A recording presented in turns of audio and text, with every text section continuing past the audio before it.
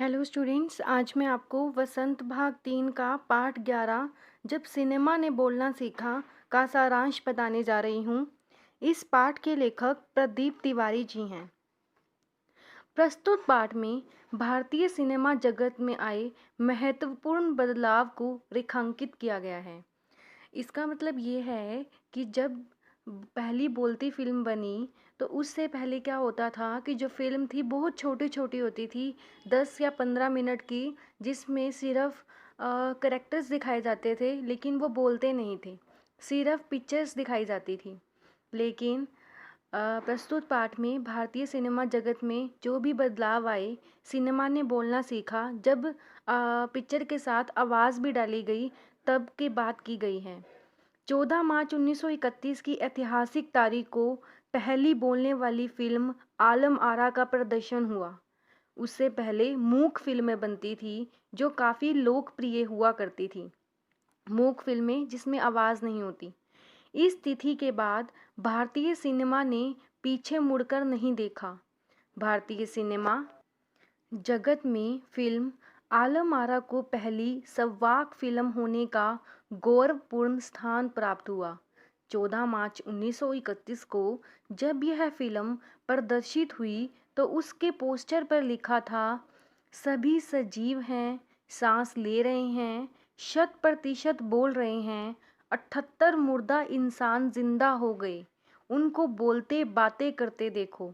इसी दिन भारतीय सिनेमा ने बोलना सीखा था, इसीलिए यह महत्वपूर्ण दिन था। उस समय संवाद फिल्मों की लोकप्रियता अपने चरम शिखर पर थी। लोकप्रियता के इस दौरान में संवाद फिल्मों का नया दौर शुरू हो चुका था।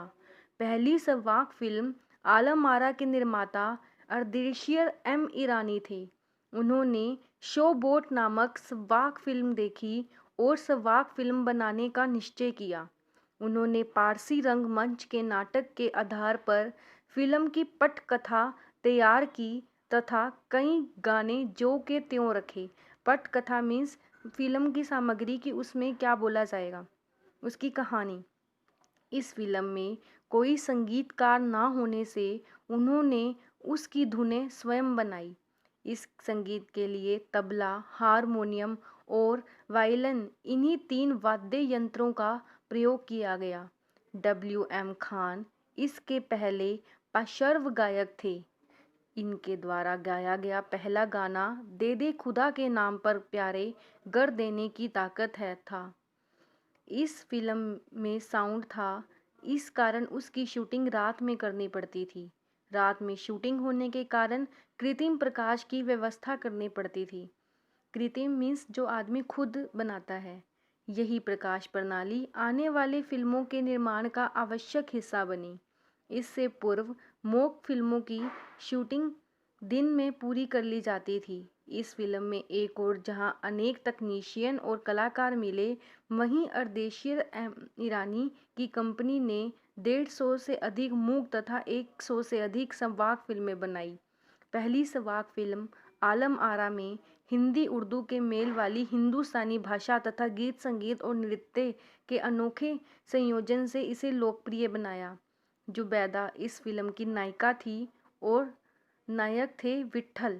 विट्ठल को उर्दू बोलने में मुश्किल होती थी। अपने समय के प्रसिद्ध नायक विट्ठल को इसी कमी के कारण फिल्म से हटाकर महबूब को नायक बना दिया गया। विट्ठल ने मुकदमा दायर किया और वे मुकदमा जीत गए, उन्हें फिर से नायक बना दिया गया। इससे विट्ठल की सफलता और लोकप्रियता बढ़ गई। उन्होंने लंबे समय तक नायक और स्टंटमैन के रूप में कार्य किया। इसके अलावा इस फिल्म में सोहराब मोदी, पृथ्वीराज कपूर, याकूब और जगदीश सेठी जैसे अभिनेताओं ने भी काम किया। 14 मार्च 1931 को मुंबई के मैजेस्टिक सिनेमा में प्रदर्शित यह फिल्म 8 सप्ताह तक हाउसफुल चली। 10,000 फुट लंबी तथा 4 महीनों में तैयार इस फिल्म को देखने के लिए दर्शकों की भीड़ लगी रहती थी। इसे देखने के लिए उमड़ी भीड़ को नियंत्रित करना पुलिस के लिए मुश्किल हो जाता था। संवाद फिल्मों का विषय पौराणिक कथाएं, पारसी रंगमंच के नाटक, अरबी प्रेम कथाएं आदि हुआ करती थी।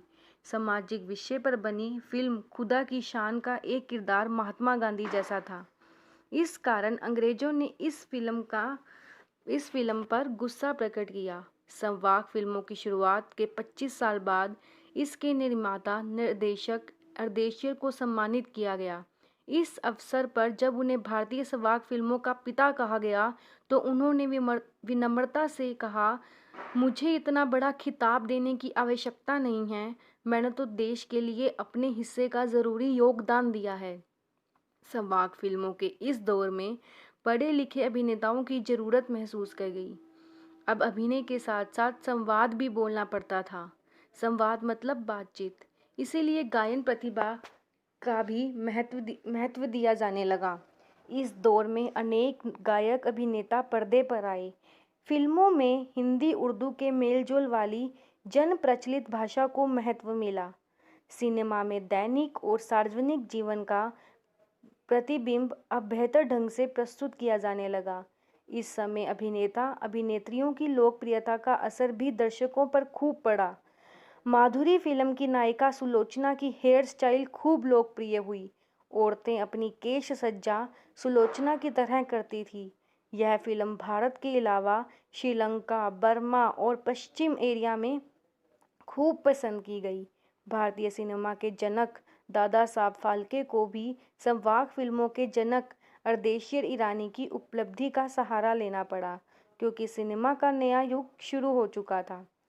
तो इस पार्ट में हमें क्या देखा है कि पहले जो फिल्म होती थी बहुत छोटी होती थी और उसमें सिर्फ पिक्चर ही होती थी, लेकिन वो मूक फिल्म होती थी, उसमें कोई बोलता नहीं था। लेकिन 14 मार्च 1931 को पहली जब फिल्म बनी तो फिल्म जगत को एक नई पहचान मिल गई। तो आज का हमारे पाठ का यही सारांश था। Thank you.